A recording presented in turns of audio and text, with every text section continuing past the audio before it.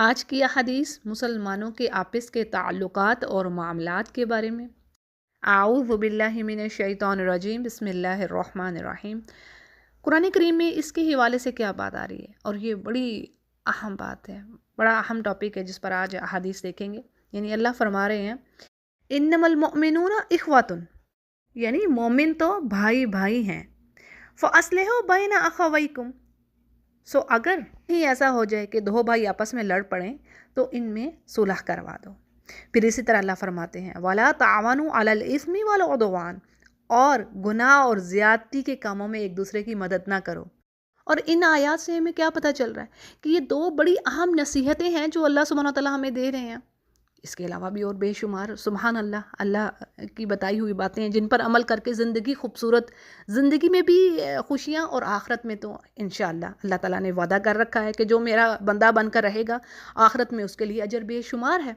تو بات یہ ہے کہ ایک خوبصورت معاشرے کے لیے، ایک ایسا معاشرہ جس میں انسان خود غرض، زیادتی، حسد، نفرت، بغض، ان چیزوں سے بچا رہے، جو معاشرہ، اور پیار، محبت، احسار، ایک دوسرے کے لیے خوبصورت جذبات رکھنا، آنر رکھنا، رسپیکٹ رکھنا، ایک دوسرے کا احساس کرنا، کسی کی مجبوری کو سمجھنا، ایسا معاشرہ اللہ چاہتا ہے۔ تو اس کے لیے یہ جو رولز ہیں یہ بڑے اہم ہیں، ورنہ تو سوسائٹی میں جنگل کا سا قانون ہو جائے، یعنی جس کی لاٹھی اس کی بھینس، جو طاقتور ہے وہ کمزور کو کھا لے گا، دبا لے گا، ہر طرح سے اپنے سے کمزور کا، کمتر کا نقصان کرے گا۔ اور ایسا کون کرنے والا ہے؟ جو خود غرض ہے۔ اور آپ دیکھیے اپنے اراؤنڈ ہم اگزامپل دیکھ سکتے ہیں لوگوں کی جو دوسروں کے لیے اچھے جذبات، احسار اور قربانی کی جو فیلنگز ہیں ان پر خرچ کرنے کی، یا ان کے لیے کچھ کرنے کی، کچھ سٹرگل کرنے کی وہ نہیں رکھ رہے۔ اگر ایسی فیلنگز ان کے پاس نہیں ہیں تو وہ بھی خوش نہیں ہیں، وہ بھی ڈپریشن کا شکار ہیں اور پتہ نہیں کئی طرح کی بیماریاں۔ نہ وہ خود خوش اور نہ ہی کسی دوسرے کو خوشی دینے والا۔ ٹھیک ہے، ایسا ہی ہے یہ آپ دیکھیے ایسی چیزیں ہی ہیں۔ ایک ہم بات پڑھتے ہیں لیکن ایک آپ اراؤنڈ میں اگزامپلس دیکھیں گی تو ایسی ہی بات ملے گی۔ اور حدیث میں کیا الفاظ آتے ہیں؟ آپ صلی اللہ علیہ وسلم نے فرمایا کہ تم ایک دوسرے سے تعلقات نہ توڑو، ایک دوسرے سے منہ نہ پھیرو، یعنی ایسا نہ ہو کہ ایک دوسرے کو ملنا گوارا نہیں کرے، نہ ایک دوسرے سے ہیٹ رکھو، بغض رکھو، نہ ہی آپس میں جیلسی، حسد کرو، اور اللہ کے بندو بھائی بھائی بن کر رہو، یعنی ایک دوسرے کا نقصان نہ کرو، ایک دوسرے کے لیے حسد نہ کرو، اس کے لیے خوشی چاہو۔ اور دیکھیں بڑی ہی زبردست حدیث ہے یہ، ایک حدیث جو ہے ساری باتوں کی جو یوں کہہ لے کہ اس کا نچوڑ ہے، کہ جہاں پر یہ بات آ جاتی ہے کہ مومن تو وہ ہے، یعنی مومن بندہ اگر بننا ہے کسی نے تو مومن تو وہ ہے جو وہ چیز اپنے لیے پسند کر رہا ہے وہی اپنے بھائی کے لیے پسند کر رہا ہے، that is the true believer. یعنی اس ایک جملے میں، ایک سینٹینس میں ساری بات کہہ دی گئی ہے، بندہ مومن تو وہ ہے۔ پھر اسی طرح ایک بڑی سمپل سی حدیث آ رہی ہے کہ تم لوگ جنت میں جانا چاہتے ہو تو جنت میں جانے کے لیے یہ بڑے آسان سے کام ہے، ان کا تعلق بھی دوسروں کے ساتھ ہے۔ وہ کیا؟ افشو سلام، سلام پھیلاؤ، ان لوگوں کو کثرت سے سلام کرو اور کھانا کھلاؤ۔ اچھا، اس کا بھی تعلق بھی پھر دوسروں کے ساتھ، سوائے ایک چیز کے جو آپ کی ذاتی عبادت کی بیس پر رکھی جا رہی ہو، یعنی خاص کر اس حدیث کی بات کر رہی ہوں جس میں یہ بات آتی ہے کہ آپ صلی اللہ علیہ وسلم فرماتے ہیں یہ 3 کام کر لو، یہ بڑے آسان ہیں۔ کیا؟ ان کا تعلق دوسروں کے ساتھ ہے۔ افشو سلام، سلام پھیلاؤ، کثرت سے جو سلام کرنے والا وہ بیسٹ ہے، جو سب سے پہلے سلام کرے گا۔ پھر اسی طرح کھانا کھلاؤ۔ کھانا کس کو کھلانا ہے بھائی؟ معاشرے میں ان افراد کو نا جو مسکین ہیں، یتیم ہیں، لاچار ہیں، مجبور ہیں، افورڈ ہی نہیں کر سکتے، یا کسی بھی طرح کی ان کی ضروریات پوری کی جائیں۔ اور پھر کیا ہے؟ تہجد کے وقت اٹھ کے نماز پڑھو۔ تو یہ بھی حدیث کے الفاظ ہیں۔ تو یہ جو یہ کام کر لے گا وہ بڑی آسانی سے جنت میں جائے گا۔ اچھا جی، اب ایک اور حدیث ہم دیکھتے ہیں اسی ٹاپک سے ریلیٹڈ۔ آپ نے فرمایا کسی مسلمان کے لیے یہ جائز نہیں ہے کہ وہ اپنے مسلمان بھائی سے 3 راتوں سے زیادہ تعلق توڑے، اور نہ ہی ایسا ہو کہ دونوں کا آمنا سامنا ہو اور یہ اس سے اور وہ اس سے منہ پھیر لیں، یعنی دونوں ایک دوسرے سے منہ پھیر لیں، اور ان دونوں میں بہتر وہ ہے جو سلام کرنے میں پہل کرے گا۔ بخاری اور مسلم اس کو روایت کرتے ہیں، اور پچھلی حدیث کو بھی، یعنی جس میں یہ بات آ رہی تھی لا تقاطعوا، یعنی تم ایک دوسرے تعلق نہ توڑو، وہ بھی بخاری اور مسلم کی حدیث ہے۔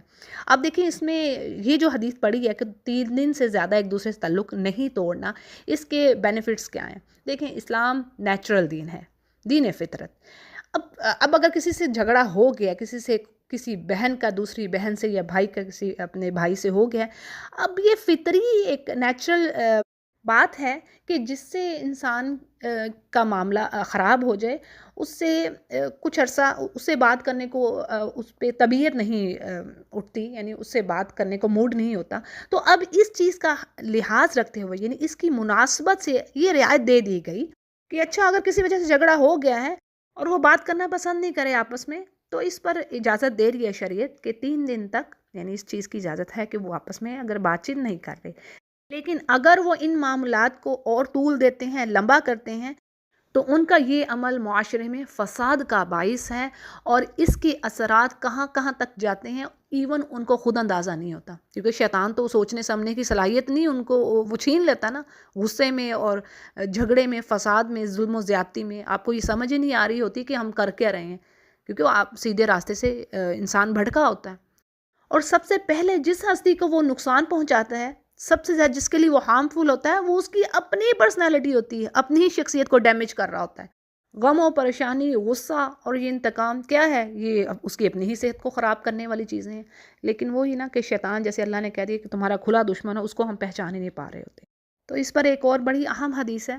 آپ صلی اللہ علیہ وسلم نے فرمایا کسی مسلمان کے لیے جائز نہیں ہے کہ وہ 3 دن سے زیادہ اپنے بھائی سے تعلق کو توڑے، اور جو شخص 3 دن سے زیادہ اس چیز کو آگے لے کر جائے گا، یعنی تعلق توڑے رکھے گا اور اسی حالت میں اسے موت آ گئی، تو وہ جہنم میں جائے گا.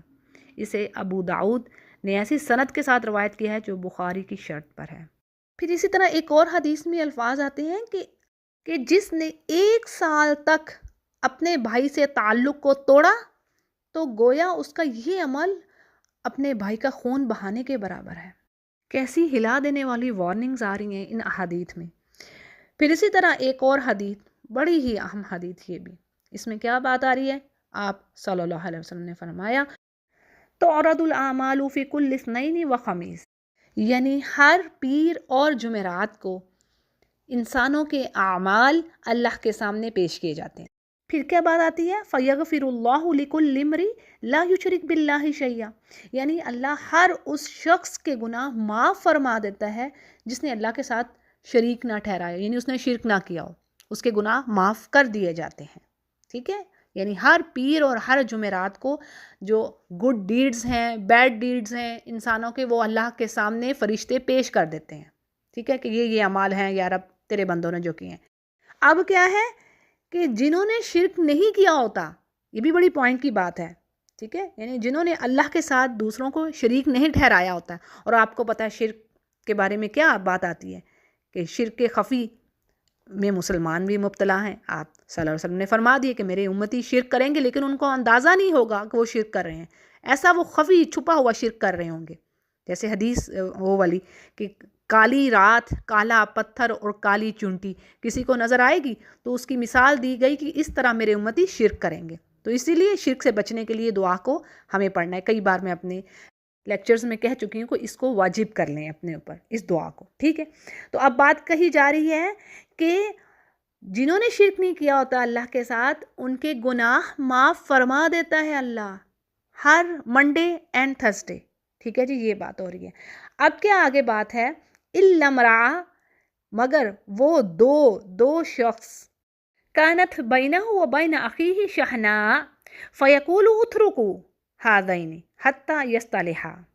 یعنی کیا ہوتا ہے کہ 2 ایسے شخص جن کے درمیان دشمنی اور کینہ، نفرت ہے، دشمنی ہے، تو اللہ تعالیٰ فرماتا ہے کہ ان دونوں کو چھوڑ دو. یعنی سب کے اعمال گئے. ٹھیک ہے، اب ان 2 افراد کے اعمال بھی گئے جن کے درمیان میں آپس میں لڑائی جھگڑا ہے، وہ نفرت رکھ رہے ہیں ایک دوسرے سے، بغض رکھ رہے ہیں، ہیٹ ہے. تو اب کیا ہے، اس پر اللہ کیا فرماتے ہیں کہ ان دونوں کو چھوڑ دو. اترکوا ہذین، چھوڑ دو ان دونوں کو، حتیٰ یہاں تک کہ یہ صلح کر لیں، یعنی ان میں ریکونسلیشن ہو جائے. مسلم اس کو روایت کر رہے ہیں. تو یہ کوئی چھوٹی بات ہے کہ دیکھیں تمام لوگوں کے اعمال گئے، اللہ کے سامنے حاضر ہوئے، اور جنہوں نے شرک نہیں کیا اللہ نے ان کو تو بخش دیا، معاف فرما دیا. اور جن کی آپس میں ہیٹ ہے، دشمنی ہے، اللہ نے ان کے پیپر کو پینڈنگ میں ڈال دیا کہ یہ لو، اب جب یہ ٹھیک ہوں گے تو پھر ان کے اعمال چیک ہوں گے۔ تو دیکھیں کتنا بڑا لاس ہے، کتنا بڑا خسارہ ہے۔ یعنی اپنے رب کریم جو غفور الرحیم ہے اس کی مغفرت سے ہی محروم ہے، وہ ان کو معافی نہیں فرما رہا ہے۔ حالانکہ لڑائی تو وہ ایک دوسرے سے رکھے ہوئے ہیں، لیکن اللہ کو یہ بات ہی پسند نہیں ہے، کیونکہ اللہ تو نصیحت کر رہے ہیں کہ دیکھو بھائی بھائی بن کر رہو اور ایک دوسرے کے ساتھ ظلم و زیادتی پر مدد بھی نہ کرو۔ یعنی ورڈ یہ نہیں آئے کہ تم کسی پر ظلم و زیادتی نہ کرو، بلکہ یہ کہا گیا ہے کہ تم کسی دوسرے کی مدد بھی نہ کرو۔ تو پھر انسان خود کیسے کر سکتا ہے؟ یعنی اگر دو پارٹیز میں لڑائی ہو گئی تو اب تیسرے کو کہا جا رہا ہے کہ بھئی تم ان میں صلح کرواؤ، اور یہ صلح کروا دینا اتنا بڑا عمل ہے۔ یعنی جو رشتہ دار یا دوست احباب آپس میں جھگڑا کیے ہوئے ہیں تو ان میں صلح کروانا ایک ایسا عمل ہے کہ حدیث میں اسے نفلی نمازوں، نفلی روزوں اور صدقہ خیرات سے زیادہ افضل کہا گیا ہے۔ جیسے آپ صلی اللہ علیہ وسلم نے فرمایا کہ کیا میں تمہیں اس چیز کی خبر نہ کروں، یعنی جو افضل بات ہے نفلی روزوں سے، نفلی نماز سے اور صدقہ خیرات سے۔ اور اس کو مسند احمد روایت کر رہے ہیں اور ترمذی بھی۔ اسی طرح بخاری کی ایک اور حدیث ہے جس میں یہ بات آ رہی ہے کہ وہ شخص جھوٹا نہیں جو لوگوں کے درمیان صلح کرانے کے لیے اچھی بات پھیلائے یا اچھی بات کرے۔ یعنی اس کو حکمہ کے تحت جھوٹ بولنے کی بھی اجازت دے دی گئی، کس صورت میں؟ اگر وہ دو پارٹیز میں صلح کروانا چاہتا ہے، اور اس چیز سے روکا گیا ہے کہ ظلم و زیادتی کے کاموں میں ایک دوسرے کی مدد نہ کرو، اگر کوئی دوسرا کسی پر زیادتی کر رہا ہے تو تم اس کا ساتھ نہ دو۔ تو بات یہ ہے کہ اللہ سبحانہ تعالیٰ ہمیں ان کاموں سے بچائے اور اللہ تعالیٰ ہمیں ان میں سے کرے جو جنت میں جانے والے ہوں، کیونکہ اللہ نے فرما دیا ہے، جیسے حدیث میں الفاظ آتے ہیں کہ جو قطع رحمی کرنے والا ہے، یعنی قاطعن، اب دیکھیں قطع رحمی کرنی، ایک رشتہ داروں کے ساتھ بھی تعلقات کو ختم کرنا، توڑنا، یہ کام بھی جہنم میں لے جانے والے ہیں۔ تو اللہ سے دعا ہے کہ اللہ ہمیں ان تمام اخلاقی بیماریوں سے بچائے، ایمان پر قائم رکھے، حسن الخاتمہ عطا کرے، اور ہمیں نیک کاموں کی توفیق دے جو ہمارے دلوں کو بھی سکون سے بھر دیں اور دوسروں کو بھی ہم اس سے سکون دیں اور خوشیاں بانٹیں۔ اور یا رب تو ہمیں ان سچے مومنوں میں سے کر دے جو دوسروں کو اپنے اوپر ترجیح دیتے ہیں، اور جو اپنے لیے پسند کرتے ہیں اسی چیز کو اپنے بھائی کے لیے پسند کرتے ہیں، اپنی بہن کے لیے پسند کرتے ہیں۔ یا رب تو ہمیں ایسے کر دے۔ اور سچ تو یہ ہے کہ یہی لوگ ہی فلاح پانے والے ہیں، ورنہ خود کھا گئے پی گئے اور زندگی گزار گئے تو کیا اس میں کیا مزہ ہے؟ ہاں دوسروں کے لیے کوئی جی جائے تو مزہ تو اس زندگی کا ہے۔ وآخر دعوانا ان الحمد للہ رب العالمین۔